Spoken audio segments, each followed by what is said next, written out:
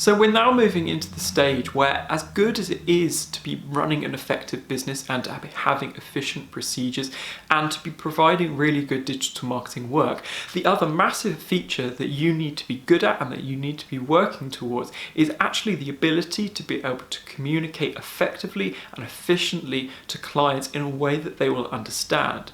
You can be providing the best work in the world, but ultimately if you can't build rapport with clients and communicate to them effectively, then you are going to really struggle.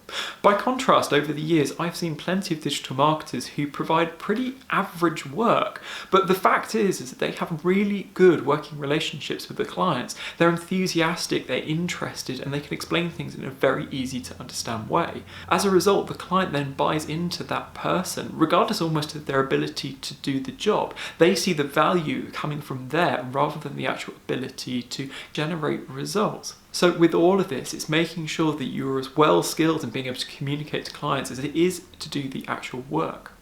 Now, one of the key things that we covered in previous lessons was establishing your audience personas. So who it is you're going to be ultimately speaking with in order to be able to get them to buy your work and buy into your services. From there, you start to build up a bit of a picture as to who those people might be. And subsequently, that forms a bit of a framework for how those people ultimately like to be communicated with.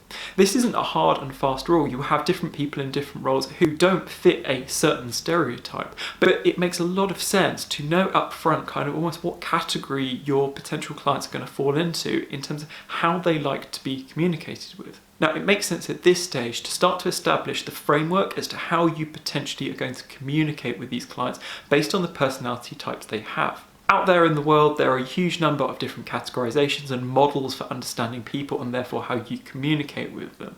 The one I've added a link to is a program called Insights. Now, it's something which I used quite a lot in my previous job when I was full-time employed before going freelance, but it provides a really useful framework in just very simply understanding how it might be that you communicate to a client. There are plenty of other frameworks out there, but hopefully this is just a nice, easy one to communicate with you, kind of how you can think about who your client is and correspondingly how you should communicate to them.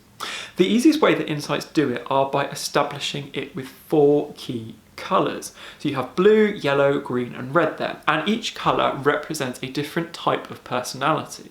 So I'll go through them in turn, and from this we'll use some examples to how you might communicate to your client. First on the list we have blue, which is essentially give me the details. These people are typically very detail orientated, they're very analytical, they want to know the facts, they want to know the figures, but they also don't want to have a great degree of personality and fluff around it. Next up, you have green, which is show me you care.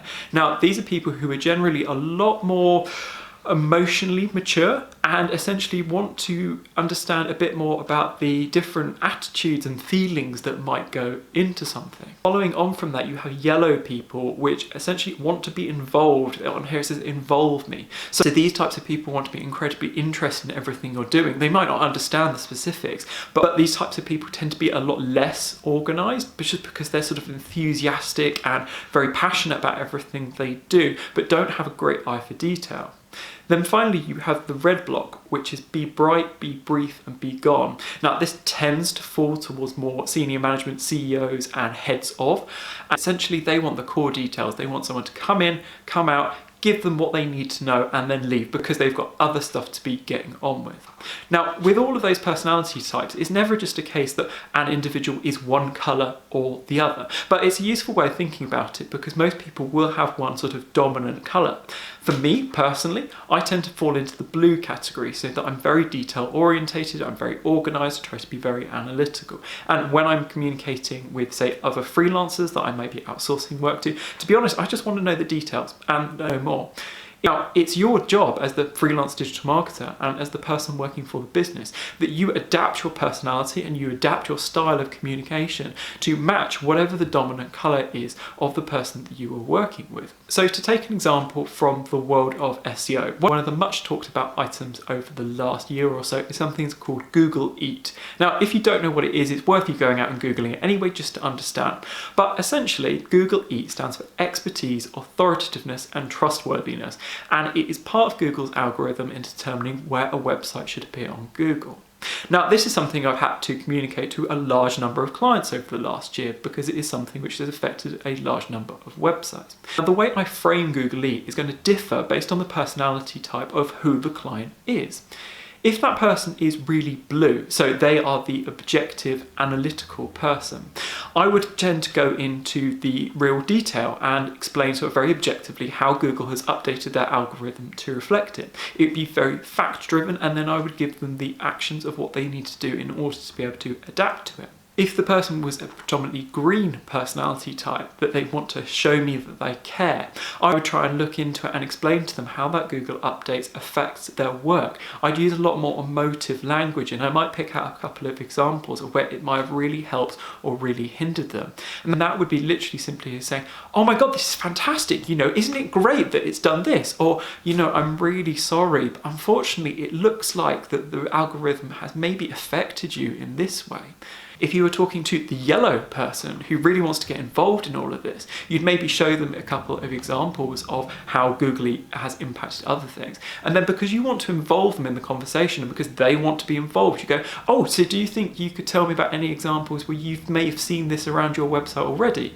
That then gives them the platform to open up and explain to you about how they think that Google Eat may have impacted them. But ultimately though, a lot of the clients I work with, because they are individual business owners, tend to fall into the red category, where it is the be brief, be bright and be gone attitude.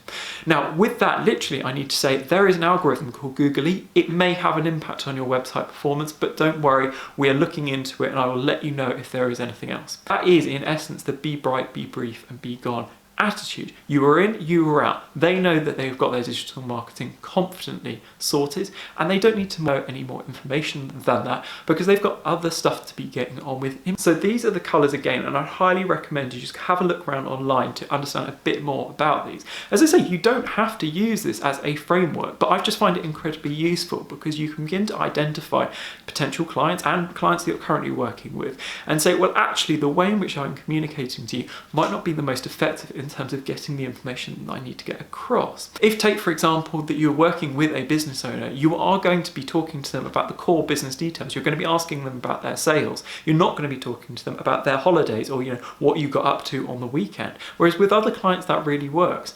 Again, with all of this, it is a process of trial and error, so that you'll quite quickly just pick up through body language and through what they're saying, the kind of patterns in which they want to be communicated to.